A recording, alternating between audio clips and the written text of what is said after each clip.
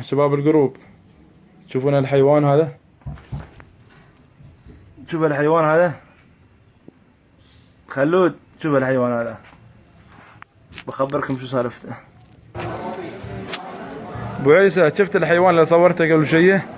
طبعا ياكلون كل هالاكلات طول الاسبوع، عرفت؟ او طول اليوم يعني، موز، بيض، همبة، عنب، اكلات يعني، اكلات فريش، وياكلونه مرتين كوفي.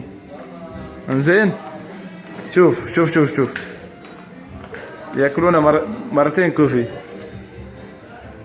بعد ما يزق، الله يعزك يا ابو عيسى، بعد ما يزقني ينظفون الزق هذا، يحولونه لكوفي. طبعا زق الانثى غير نكهه ثانيه، وزق الذكر غير لنكهه ثانيه. شوف التنظيف، شوف الخطوات.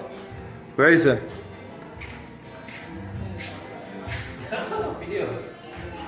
شوف الكوفي ابو عيسى، هذا زق منظفينه، تطحنه يطلع كوفي.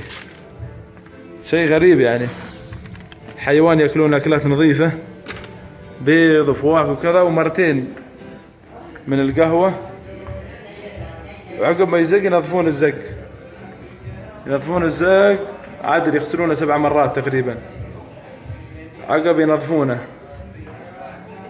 ويفرقون بين زق الذكر والانثى، عقب يطحنونه ويكون كوفي.